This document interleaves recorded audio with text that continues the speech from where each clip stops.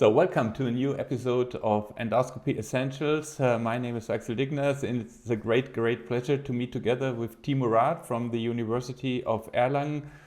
He is a well-known endoscopist, and today we are going to talk about more advanced methods to follow up patients with IBD using endoscopy, which is probably one of the key tools to really evaluate these patients. And Timo, it's a great pleasure to see you here today and to discuss with you about this very important topic. Well, thanks for having me. And if I can directly jump in. Yeah, sure. Before we talk about advanced endoscopy, I want to take one step back.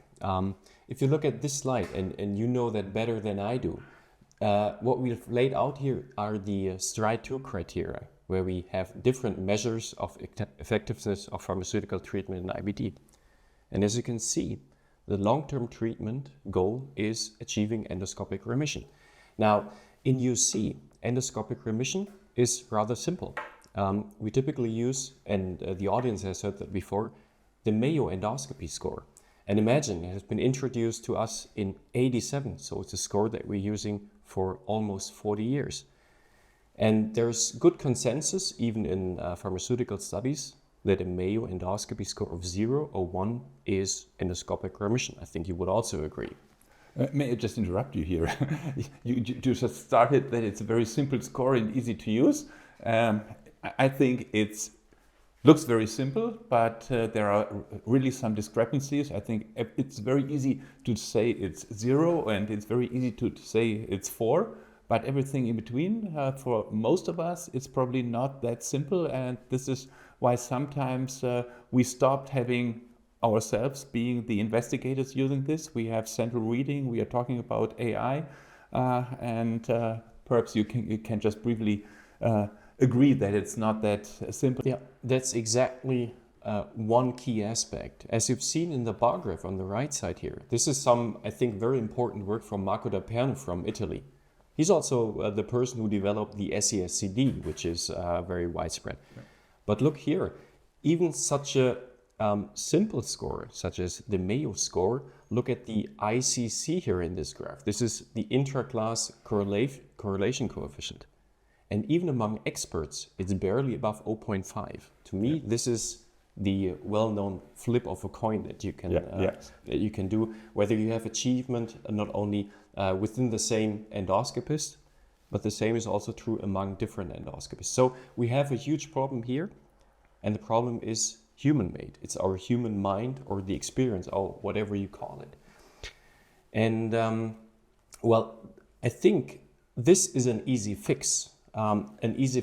Because during the recent years, there have been numerous AI systems with the aim of doing what typically the human mind is doing, training of a system to evaluate the degree of inflammation, degree of endoscopic activity, and based on a huge training set, then having a computer do that automatically. And the huge advantage is then all of a sudden we take the human evaluation out of the equation. And if you look at this initial study here, this is, I think, one of the beautiful aspects. You have all of a sudden an ICC not of 0.5, but way higher than 0.9. That means the computer comes to the same result every time. And this, I think, is really the basis to evaluate objectively disease activity. And it's important because this is our long-term treatment goal in IBD. Yeah. So you mentioned it's a long-term treatment goal, and I stopped you initially when you were talking about the importance of mucosal healing. Probably this is a few words worth just to discuss why we are looking at mucosal healing as ibidologists. Absolutely, and this is exactly the second key point, and also I think the key problem with standard endoscopy, and this is why I think advanced endoscopy can be important. You mentioned it, endoscopic remission is our long-term treatment goal. We know that from various studies. If we bring the patient into endoscopic remission, the long-term prognosis is way more favorable compared to patients that have persistent endoscopic disease activity. And in the recent years, we also learned that Mayo 0 is something different than Mayo 1, because the prognosis is even better in patients with Mayo 0 as compared to patients that have endoscopic remission. but are Mayo 1. So that makes a difference in terms of flaring up in the long term, but also other hard endpoints, colectomy, for example, is definitely better in patients that achieve Mayo 0. However, recently, I think we begin to understand something that is maybe equally important. Endoscopic remission, endoscopic healing is good, but maybe histologic healing is something that is even better, at least, and you know that better than I do. We have now several meta-analyses, more than 2,500 patients that clearly show histologic remission. If we compare endoscopic remission and histologic remission, is maybe even better in predicting the prognosis in ulcerative colitis. So at least a little bit provocative, I would say, maybe we as an endoscopist need to face the truth that also we might need some tools to look histologically. Yeah. And the good thing, and this is now advanced endoscopy, we can do that. I think this is very exciting, but before you continue, I think we need to really point out that this is mainly true in ulcerative colitis and not that much in Crohn's. We are still working, because healing is important in Crohn's disease as well, but the aspect with histology, so the meta-analysis you pointed out is a meta-analysis which is done in ulcerative colitis patients, and I think Crohn's is even a little bit more complicated because it's a patchy disease, and where do you take the biopsies, where you take the histology, but we can even discuss later on how you do it in ulcerative colitis. Do you take the worst part of the disease, the lesser part? Do you also assess normal areas? So I think this is very important also to talk about the methodology. It's fully true. And one additional sentence to Crohn's disease, you mentioned it, you nailed it down. It's a patchy disease distribution. Where do we take biopsies? And then which score do we use to evaluate histopathological disease activity in Crohn's disease? There's not a single validated score to date. So this is easier in ulcerative colitis. Also, if you think about the nature of disease, having a distal disease that progresses to a certain point proximal. However, if you look at this technology, I think this is fascinating. It's called endocytoscopy. Now, what is endocytoscopy? Well, a little bit simplified, this is ultra high magnification endoscopy. So you have a standard endoscope, and then with the hand lever, you can continuously zoom into the mucosa up to 520-fold. So on the one hand, you have an endoscope, but it's not only an endoscope, it's also a microscope, if you wish. So two things in one device. Yep. And then if you use topical contrast staining, two different agents, you can stain cellular nuclei and also the cytoplasm. And as you can see here in those still images, it pretty much resembles standard histopathology. At least in our unit, when I first showed that to our pathologists, they said, this looks like an H&E slide. Of course, it's not an H&E slide, but you see here, it's really contact microscopy that we can do during the examination. And if you look carefully, those rounder structures there, those are the crypts. And you see the basal nuclei, and in between the crypts, you see the lamina propria.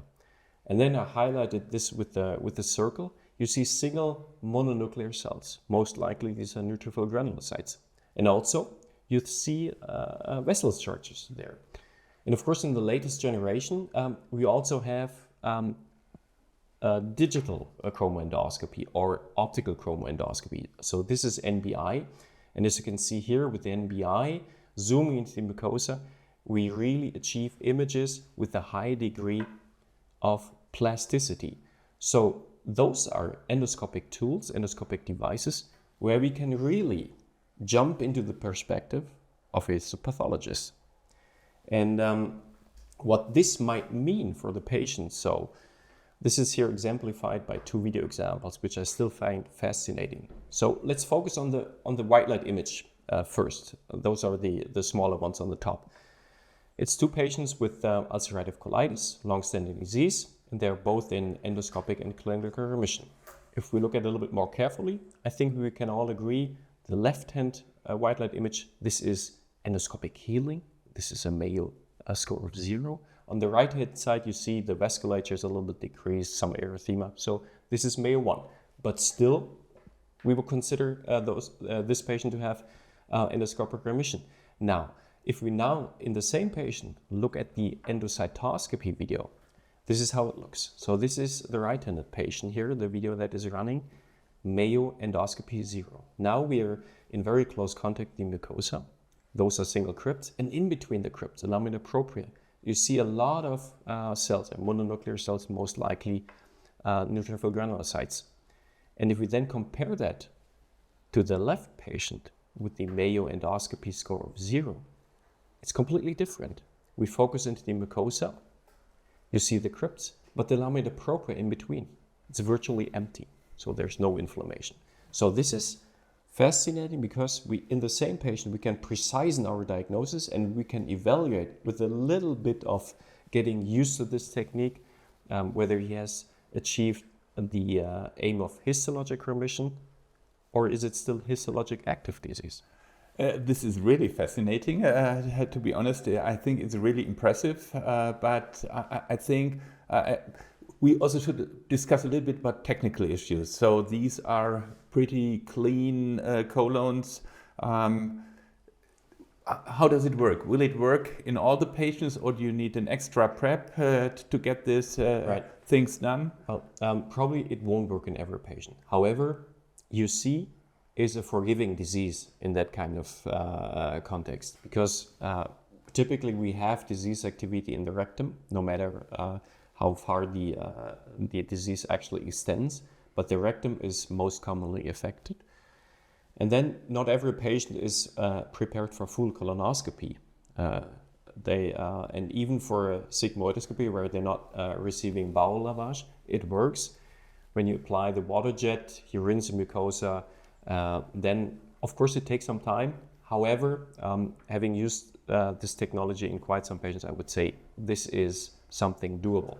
Of course, you need 5 to 10 minutes to clean the mucosa and then also to apply topical dye staining. But on the other hand, you can spare time and money for histopathology, and you have an instant diagnosis. And how does it work in patients with vulnerable mucosa? So if you touch with the probe and it starts to bleed, do you still get this beautiful pictures? Or it's a very good question. I'll show you 2 other examples. It's vulnerable, yes, of course. It's the same because we want to evaluate the mucosa with an ultra high magnification endoscope. So if you harm the mucosa, produce suction artifacts, of course you immediately have a disruption of the vasculature, and then it gets messy. So you need to be a little bit careful. This is completely true. I'm pretty sure you know that because we all know this technology for more than a decade. There's another microscopy technique out there, and this is something what is called confocal laser endomicroscopy, or CLE. And this is a probe-based examination, meaning we have microscopy probes that fit through the working channel of any standard endoscope, but it's a different principle. It's not contact microscopy, but low power laser light is applied to the mucosa. Mucosa produces then an autofluorescence signal that is again captured and converted to microscopic image. So microscopic image in that regard means it's 1000-fold, so even higher magnified, black and white. So you cannot discriminate cell populations. However, I think the common situation with endocytoscopy is that with both devices you can grade microscopic or histopathologic inflammation. And this has been shown for endocytoscopy and also for CLE, that there's a rather high concordance between conventional histopathology. Now, but there's a but. Confocal can do, I would say, a little bit more, because we can functionally assess whether the mucosal barrier is intact, yes or no. And this is something I find equally fascinating, because if you look, if you just do an unstructured search in Medline and use, let's say, put in the terms leak and IBD, you find studies that date back to the 80s, where people using other technologies were able to show that individuals with IBD, they have dysfunction in their intestinal barrier. This is something that you can visualize with confocal. Yeah, this is very important. I was still already a little bit in the field and met people like Herbert Locks who were doing these sugar tests to show the barrier disruption. Was also criticized because of reproducibility. But I think this is a very, very practical and new tool, and to really assess it. One question before you move on, because I got a little bit worried. You said just a few minutes ago we can save costs on pathology. So does the gastroenterologist need to become a pathologist? So how long did it take you, for instance, to get experienced enough to evaluate the nice pictures you were showing, or did you do it together with pathologists and look at the pathological section from the same patient and really compare it? Yeah, that's right. It's a tough question, and I fully agree. Not everyone feels comfortable of making a microscopic diagnosis all of a sudden. And to be absolutely frank, it was something I felt comfortable initially also. So when we started that, we had pathologists clearly and closely being involved. And in a consensus, we kind of developed criteria for endocytoscopy, how we can grade microscopic activity. That worked, at least in a study. There was an accuracy between endocytoscopy and conventional microscopy of a little bit more than 90%. So it works, but of course you need dedication. However, this is something that we talk about maybe or briefly touch later on. Probably in the future we won't need that. We will have AI systems doing exactly the same, evaluating the microscope, the mucosa, not on a macroscopic level, but also on a histopathologic level. But before we come to that, I just want to finish up talking about endomicroscopy. I've showed you those endocytoscopy videos. Now this here is a video how endomicroscopy looks like. So this is a patient now with Crohn's disease. Now we're talking about Crohn's. Long-standing disease, as you can see, anti-TNF therapy, and he was in endoscopic and histologic remission by all the restrictions that we have with histology and Crohn's disease, as we've discussed. But now we're in the ileum, and as you can see, the ileum has enterocytes standing side by side, and underneath is the lamina propria. So this is how it looks. And then if you look carefully, you can see capillaries that are filled with fluorescent. This is the contrast agent that we typically administer intravenously before we do the procedure. But if you look very closely, you can see single erythrocytes running through the capillaries. Now, having said that, we can evaluate the barrier with confocal. I think to this point, we can appreciate the barrier here is more or less intact, meaning that enterocytes stand side by side.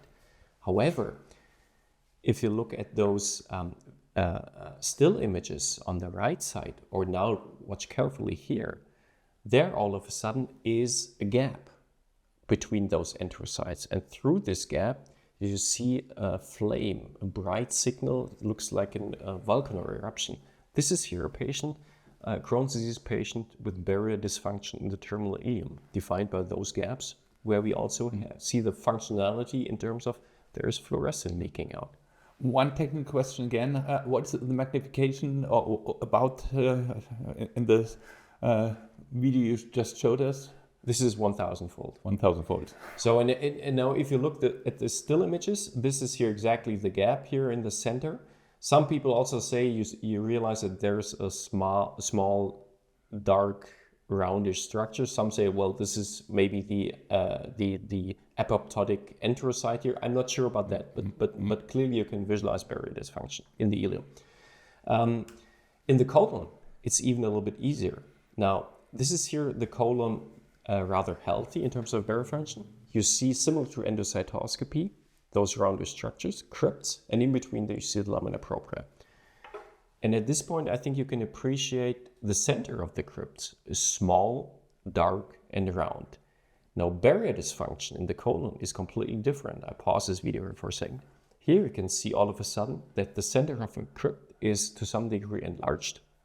And so also bright. So this is here the fluorescent leak in the colon. So this is here really a black and white scenario.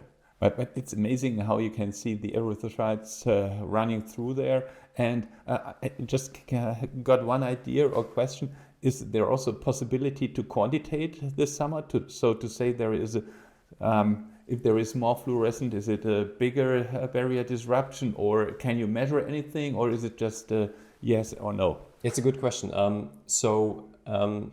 At least defining morphologic parameters for the crypts, there have been AI system at least published. At least to my knowledge, that was 5 years ago, 6 years ago. They never brought it to market because why do you want to do that? Measure crypts, these kind of things. So the question is, what's the clinical benefit or the clinical need? For barrier function or dysfunction, there's no AI tool yet. But I know that in the background, people are working on that. However, what we do know, since we've been talking about barrier dysfunction, IBD, as a rather long appreciated phenomenon dating back to the 80s, there are also studies on confocal evaluating why barrier dysfunction might be important. So those are two independent studies. 10 years ago, started that with some inseminal work from Ralf Kieslich. And he clearly showed if the patient is in remission, and on day 0, we do a confocal examination, and we do see signs of barrier dysfunction in the terminal ileum. And we then follow this patient up. We see that those patients with barrier dysfunction have a worse outcome of disease in terms they tend to flare up more frequently or significantly more frequent than patients where also the barrier is intact. And this is something that we try to follow up. Because initially, during our conversation, we said endoscopic remission is our long-term goal, period. Maybe also histologic remission. So we asked a very simple question. Now, what is the best tool, the best parameter to define the prognosis of patient? Is it endoscopic remission? Is it maybe histologic remission? And how do they compare against each other? We know that already. But what about barrier function and barrier dysfunction related to those other reasons? And this is something that we're very keen on seeing the results, and we've just published that. We can jump quickly into that if you Sure. So this is here. So we looked at 181 IBD patients, Crohn's and colitis. Very simple layout of the study. So all patients in clinical remission were included. On day 0, we did baseline endoscopy, grading of inflammatory activity by endoscopy. For UC, we used the Mayo score. Then, of course, we did standardized histopathology and also confocal. And if we talk about prediction of disease outcome, then, of course, we had a long follow-up for 3 years almost, and all patients in stable clinical remission. And if you look here, those blue Kaplan-Meier curves, those are patients with endoscopic remission. And you can clearly see, well, they have a better prognosis compared to patients that have endoscopically active disease. This is no surprise. We know that. This is why it's in the guidelines. Histologic remission, this is the red Kaplan-Meier curve, is the same. Patients with histologic remission have a better prognosis as compared to patients with histologic active disease. It's also something that we know. But how does it compete, or how does it look in terms of barrier dysfunction? So this is now here barrier dysfunction in the colon. Wonderful. If you look the green curve, those are patients in clinical remission, but also with an intact barrier. And if you, in your mind, lay out these Kaplan-Meier curves, I think it becomes clear that this is a very good parameter of defining the prognosis. And to cut a long story short, this is Crohn's disease. Endoscopic remission and histologic remission has some effect on the prognosis, although not as drastic as we've seen for UC. This is also something we know. But if we then look at barrier dysfunction, well, it looks different. So barrier dysfunction in the colon is good. This is the left-handed picture. The right-handed picture, this is barrier dysfunction or intact barrier in the ileum. So the green curve that is barely visible because it's still at 100%. Those are patients with an intact ileal barrier. And none of them over this long-term follow-up had a major disease, major adverse event. Quite fascinating. So yeah, this is something we want to follow up, but I just want to bridge your initial very good question. Do we all need this?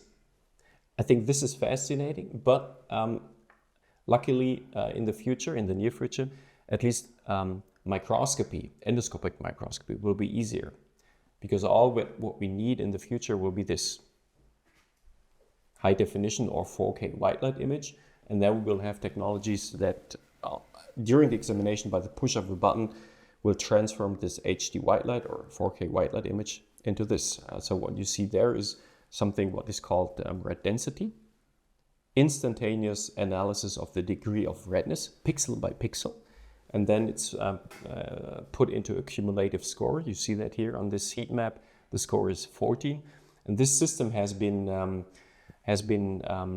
trained and published by Ralph Bischops. I think that was 5 or 6 years ago, and they defined a cutoff of this score. If it is below this cutoff, you can exclude the presence of active histologic inflammation with something, I think it was 97% or something. So very fascinating. So there you will have the possibility to integrate microscopic imaging not only in your daily practice, but also with the help of a trained computer. And this is the last slide, then I stopped throwing images at you. This is, I think, a very fascinating image. So, I mean, the situation is clear. This is a Mayo 3 patient. However, I think the principle that, or the power that these systems might offer is nicely displayed in the image. So if we just look at the ulcerations, we have ulcerations at the 9 o'clock position, at the 1 o'clock position, at the 6 o'clock position. And then if you compare that to this red density image, you can see that the areas of ulceration, they're encoded in blue, green, yellowish. And this is indicative of, let's say, less histopathologic inflammation. And this makes enormous sense because in those ulcerations, this is just dead tissue. We don't expect neutrophil granulocytes in there. And this is exactly displayed by the system. However, if you look at the areas in between those ulcerations, this is probably where the active histopathologic inflammation, the neutrophils are in, and they're encoded in red. So it works. So this is pretty simple. If you really look at it, very straightforward. And I think here is also a very good way to quantitate something. And now I come back to my question, why you said, why should we quantitate it? Why should it be needed?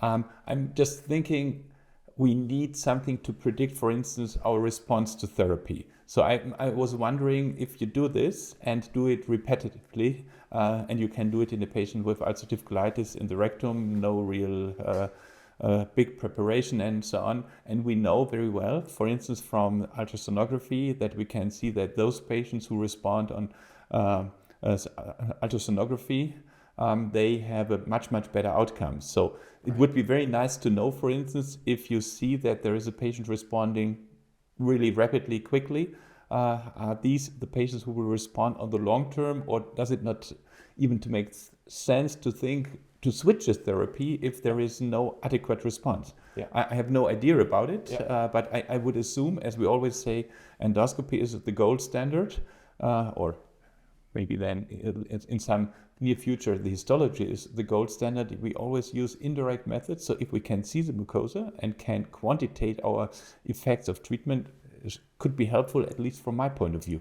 Absolutely. And if we take one step back and look at histopathology, conventional histopathology, I think there's, it's not an easy thing. We have more than 20 scores to evaluate microscopic or histopathologic disease activity. Only 3 are validated. And then still we have the problem with the single biopsy. How much, what kind of amount of the surface do we cover with the single biopsy? Maybe it's not as representative. But then if you have a technology that in a way analyzes the whole rectum, maybe this is something where you get a little bit more unbiased view of things, or at least a quantifiable histopathology by the computer that has a larger area captured than the single biopsy. If we look To the future, I think AI will definitely be the future, but there are also some or several aspects, especially legal aspects. So who is responsible? The technology is there a need to certify technology? Is it the physician using the technology and doing it? What will overrule? And I think this is very complicated. At the moment, we are discussing with IBD, for instance, is this something we can use in clinical trials, only clinical trials, because it would make things much, much simpler. And probably, as you showed, there would be more reliability, because always the same mistake by the machine, or always not the same mistake. Any thoughts on this? Well, I can absolutely see the point that it's not. Initially, I said, well, we can save some money when we spare biopsies. Yeah, this is also something. But as you said, if we put that in a more global perspective, and if we think about central reading that is necessary when we look at endoscopy in those large trials, this might be something that facilitates things. And I also think if we then think about, or if we put those things together, we have a system that quantifies the degree of macroscopic inflammation. Let's say it's the U size, the MES, or in Crohn's, the SASCD. And at the same time, with the push of another button, it tells me not only the macroscopic degree of inflammation, but also the histologic inflammation. I think this would be a huge step forward for IBD endoscopy, because those two things separately are prone to error, to human error. Yeah, definitely. So before we come to an end, because I think we are already discussing quite a while, I would move again back to practicality. You just mentioned routine clinical practice. As we all know, there are certain centers. You are one of the expert centers. So how long will it take to get this into clinical practice? If I see Ralf Kieslich, for instance, started with his things 14 years ago, and I still see only a very limited amount of centers doing it. So is it something for routine, or do we need to wait until we have AI making everything simpler? No, frankly, I think you're absolutely right. Although I love these techniques and I use them often, I have to admit in 2024, it's, I wouldn't say a niche, but certain users using that. However, I think they're kind of door openers. They show the principle. We can actually look on a microscopic level with our endoscopes during the examination. And then the next steps came. So if we look at AI, original systems used endocytoscopy images or videos and then trained a computer, and that told me instantaneously, this is histologic remission, yes or no. We are back from the microscope. We left the microscopic level, and I think the challenge will be to have reliable and powerful systems that have all that information on a macroscopic level. And then I think these are really game changers. I think this was a very good summary. I think we are at a verge of changing a lot of things in the very near future. Technologies will improve. Artificial intelligence will help us. We have now also more tools to treat our patients and to achieve goals that were not achievable like 10, 15 years ago. So it makes all sense to do this. And I thank you for this really wonderful discussion. Is there anything you would like to add before we come to a final close? Well, no, I think, it's a fascinating area. It's a fascinating area being involved in IBD treatment and also in IBD endoscopy, because I think we haven't seen so dramatic changes for quite a while. So it's fascinating